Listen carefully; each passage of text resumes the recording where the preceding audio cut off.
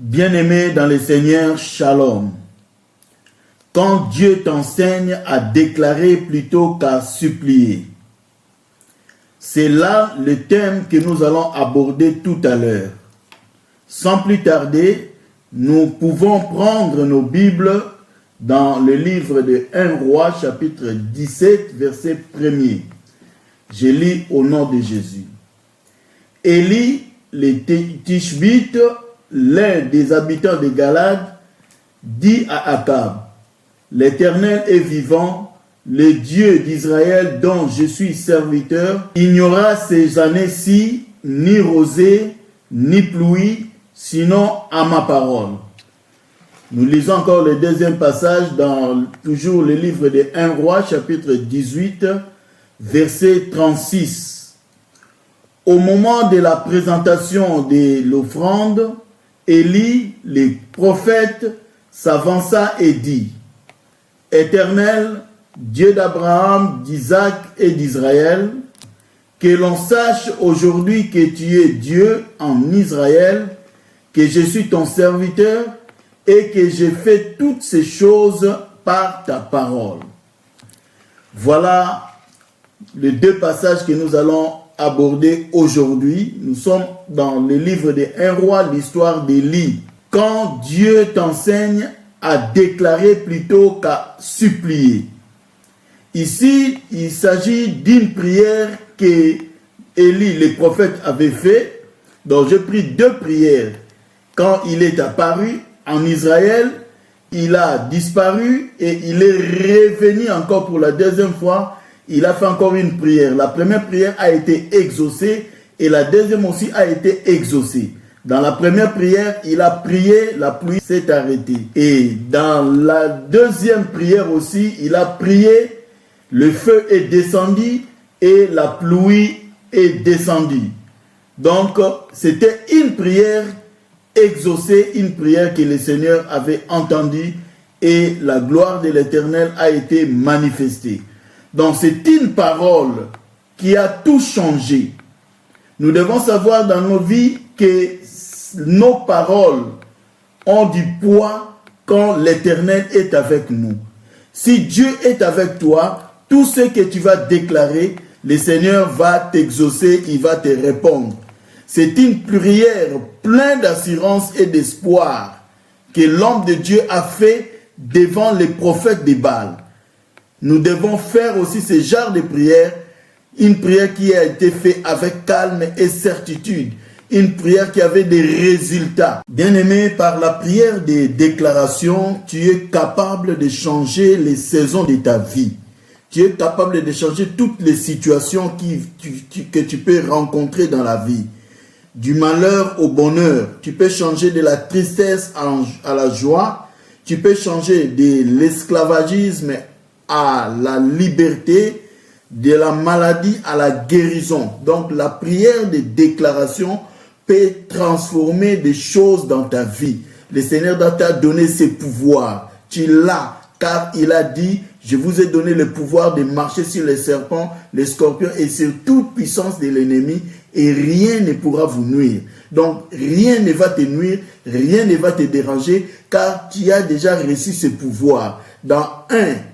Dans Jean chapitre 1er verset 12, la Bible nous dit, à ceux qui l'ont reçu, à ceux qui croient en son nom, elle a donné le pouvoir. La parole nous a donné le pouvoir de devenir enfants de Dieu. Ceci veut dire, en d'autres termes, nous avons l'autorisation légale. L'autorisation légale, ça veut dire, nous avons l'autorité d'imposer nos droits devant toute situation qui peuvent se présenter devant nous. Donc, nous avons ce pouvoir, nous sommes déjà des héros dans l'ombre. Il suffit seulement de se lever, de parler. Ici, il s'agit de la prière de déclaration.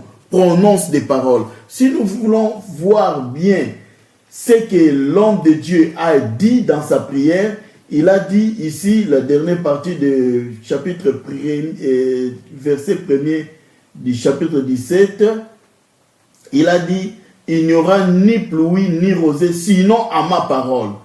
Donc, il a parlé de lui, sinon à ma parole. Et en prenant le chapitre 18, verset 36, là on nous dit, l'Éternel, Dieu d'Abraham, d'Isaac et d'Israël, que l'on sache qu'aujourd'hui que tu es Dieu en Israël et que je suis ton serviteur et que je fais toutes ces choses par ta parole. Donc, il y a deux réalités que l'homme de Dieu a vécu. Le premier, c'est la réhabilitation de la place de Dieu.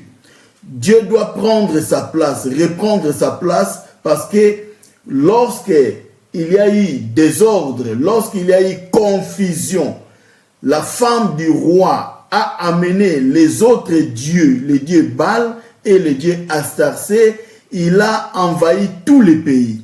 Il y a eu crise de la foi authentique, il n'y en avait plus. Les gens commencèrent à clocher des deux côtés. Parfois ils sont avec le Dieu de Baal, parfois ils sont avec l'Éternel. Donc là, avec Dieu, ça ne va pas marcher. Car la Bible nous dit, on ne peut servir deux maîtres. Si tu veux servir maman, tu dois aller servir maman, tu restes là. Si tu veux servir l'Éternel, tu dois retourner et vivre avec l'Éternel. C'est ça ce qu'il faut faire. Mais le peuple clochait des deux côtés. C'est là où il y a eu problème. C'est là où il y a eu difficulté. Et les hommes de Dieu même ont été tués. Ils ont été tabassés. Pourquoi? Parce qu'ils priaient le Dieu d'Israël. Donc le fait de clocher des deux côtés, parfois tu es sur l'Éternel, parfois tu es sur Baal. Alors le roi et le prophète Élie voulaient venir remettre les choses en place. D'abord, que les gens puissent reconnaître la place de Dieu dans leur vie. De deux, reconnaître la place aussi de l'homme de Dieu. C'est pourquoi il a dit que l'on sache que tu es Dieu. Que le Baal n'est pas Dieu, mais c'est l'Éternel qui est Dieu. Et qu'on le sache aussi que moi, je suis ton serviteur. Donc, il voulait remettre la place, l'homme, le serviteur de Dieu, à sa place. Donc, la place que Dieu doit occuper s'avère aussi important dans nos vies. Ne laissons pas le faux occuper la place dans nos vies. Christ, lorsque un disciple est venu lui demander s'il pouvait le suivre, il a dit, permets-moi d'aller d'abord préparer tout dans ma famille et je reviendrai. Il a dit, les oiseaux ont des nids, les renards ont des tanières, mais le Fils de l'homme n'a pas où trouver sa tête. Donc, le Fils de l'homme n'a pas sa place dans ta vie. Si tu es de telle manière, tu vis de cette manière, tu es de ce genre de disciple où le Seigneur n'a pas sa place dans ton cœur, là, c'est fini. Tu peux faire tout. Ça ne va rien faire. Tu peux gêner, tu peux venir à l'église chaque jour. Ça ne va rien apporter parce que Christ n'a pas sa place dans ta vie. On doit faire de notre mieux pour que le Seigneur puisse régner dans nos vies. Ne fais pas régner, ne laisse pas la sorcellerie prendre place. Parce que beaucoup, ici on parle de Jézabel, l'esprit de Jézabel qui a envahi Israël. Mais pour nous aujourd'hui, ne parlons pas de Jézabel de cette manière-là, mais parlons de Jézabel dans notre environnement, dans notre famille. Comment nous menons nos vies? Chez qui nous avons confiance? Envers qui nous mettons notre confiance? Envers qui nous prions? Il y a ceux qui viennent à l'église, mais ils ont des Jézabel dans leur maison. Dans leur maison, ils ont des hôtels réservés pour Jézabel, pour Baal. Alors nous sommes obligés de donner à Dieu sa place. Nous sommes obligés de laisser à Dieu sa place. Il doit régner en tant que Seigneur. Il doit régner en tant que roi. Parce que la Bible nous dit, porte, élevez vos linteaux, que le roi de gloire fasse son entrée. Nous savons que nous tous, nous savons que c'est Dieu qui est notre Dieu, notre Père, et Jésus-Christ est notre roi. Il a été sur terre pour nous préparer à changer nos vies et aller récupérer notre identité que nous avions perdue. Et si nous ne voulons pas écouter la voix du Seigneur, nous ne voulons pas laisser à Dieu sa place, qu'il vienne régner, comme il l'a enseigné dans la prière de notre Père, que ton règne vienne, que ta volonté soit faite sur la terre comme au ciel, pas sur la terre, mais dans ta vie, dans ma vie, dans nos vies, que la volonté de Dieu fasse son entrée et que Dieu puisse régner dans nos vies en tout et pour tout, jusqu'au moindre détail. C'est important, c'est très important pour nous que Dieu puisse régner dans nos vies. C'est en ce moment-là que l'on va savoir que Dieu est Dieu et que toi tu es son enfant, que toi tu es son serviteur. Partout où tu te présenteras, que tous puissent savoir que c'est toi qui es l'enfant de Dieu, c'est toi qui es le serviteur de Dieu. Tu dois te présenter comme tel, que Dieu est Dieu et moi je suis son serviteur, et la réhabilitation de la place de Dieu doit se faire dans nos vies, dans nos foyers, dans nos activités, dans partout où nous sommes, dans tout ce que nous faisons, montrer au monde que Dieu est Dieu. Il est temps de donner crédit aux serviteurs de Dieu, les vrais. C'est le temps, parce qu'aujourd'hui, on a plein de serviteurs qui viennent avec des miracles, et il y a des miracles même fabriqués, les miracles qui ne tiennent pas debout, qui s'est manifesté. Ça, c'est pour montrer qu'il y a des faux. Ils sont nombreux, ils ont pris la place. Moi, j'en appelle à toute personne qui est découragée à cause de la méconduite des hommes de Dieu. Attention, tu n'as pas crié aux hommes de Dieu, tu as crié à Dieu lui-même. Et quand tu crois en Dieu, tu te laisses entre les mains de Dieu, Dieu va t'orienter vers ses serviteurs, les vrais. Donc, bien-aimés, je veux que Dieu puisse reprendre sa place dans nos vies, que Dieu puisse reprendre sa place dans nos familles. Nous devons vraiment lui laisser le temps de nous aider à vivre de manière digne, à rester attachés à lui. Comme il est écrit dans Exode chapitre 3 verset 7, j'ai entendu parler, j'ai entendu les cris de ses enfants, j'ai vu leur souffrance et je suis descendu. Dieu va se présenter devant toi. Il va maintenant se présenter dans ta vie. Il ne va plus continuer à se cacher, mais il va se montrer au travers de toi. Et il va manifester sa grandeur. Tous ceux qui sont tout autour de toi verront et ils croiront que oui, l'Éternel, c'est l'Éternel qui est Dieu. Dans tes affaires, c'est l'Éternel qui est Dieu. Dans ta famille, c'est l'Éternel qui est Dieu. Il faut le faire. Nous sommes obligés dans ce temps de la fin de présenter Dieu partout où nous sommes. Montrer aux gens que Jésus-Christ est Dieu, Jésus-Christ est Seigneur. À part lui, il n'y a pas d'autre. Il faut foutre dehors les dieux de Baal. Les dieux Baal, pardon. Il faut les foutre dehors.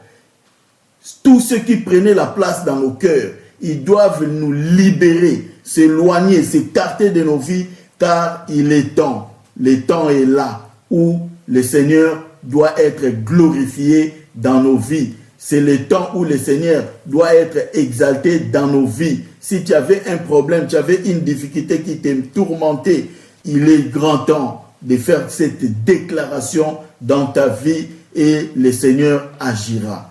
Tu as le pouvoir, bien-aimé. Tu es capable de tout.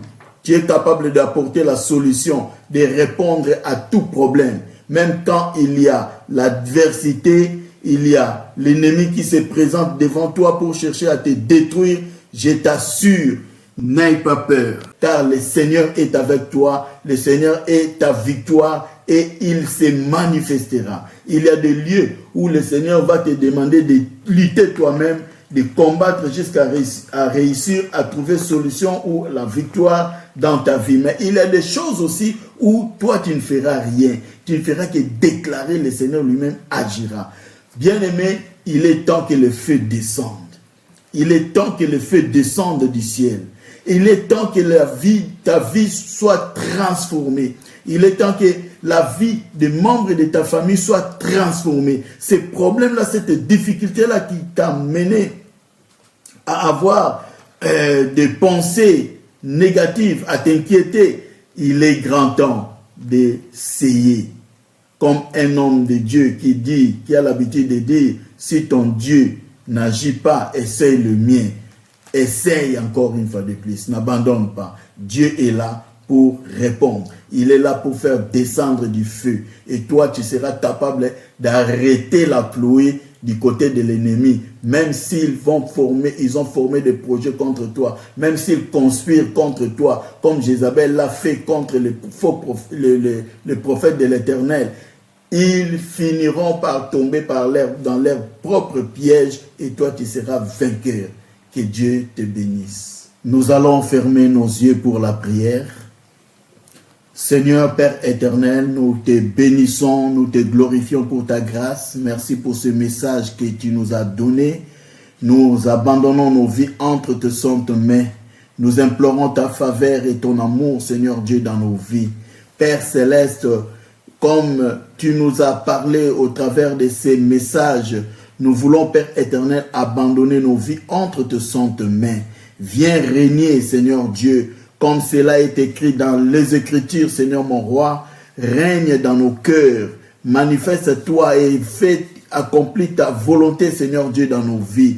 Que nous puissions vivre, Père éternel, mon roi, oh Dieu Tout-Puissant, ta présence et que ta grâce, Seigneur Dieu, puisse nous accompagner dans cette vie chrétienne. Devant les combats, devant les difficultés, devant tout problème, toute situation qui peuvent nous arriver, Seigneur mon roi, nous avons besoin de toi et nous voulons que tu puisses nous aider, Père éternel, à ne pas abandonner notre foi, mais à persévérer jusqu'à la fin, Seigneur Dieu, de notre existence sur cette terre. Aide-nous, Seigneur Dieu, à ne pas abandonner la foi, que nous puissions persévérer, Seigneur mon roi, et que ta grâce, Seigneur Dieu, puisse se manifester dans nos vies. Au nom de Jésus-Christ, viens habiter dans nos cœurs. Je t'invite, Seigneur mon roi, dans nos familles. Ô Père éternel, sois le Seigneur de nos vies, sois le maître de nos vies, comme Élie a réhabilité ta place en Israël. Ô Seigneur Dieu, nous t'invitons à prendre toute la place, comme il est écrit dans les Écritures. Moi et ma maison, nous servirons l'Éternel, nous abandonnons nos vies. Père éternel, mon Dieu, entre tes saintes mains, sois le Seigneur de nos vies. Que chacun de nous soit serviteur. Ô Père éternel, que nous te servions, Seigneur Dieu Tout-Puissant, quoi qu'il en soit, Père éternel, au nom de Jésus. Que ta parole demeure dans nos cœurs et que ta main puissante et ton amour, Seigneur Dieu, puisse régner dans nos vies, au nom de Jésus-Christ, notre Seigneur. Amen. Que Dieu vous bénisse. À la prochaine.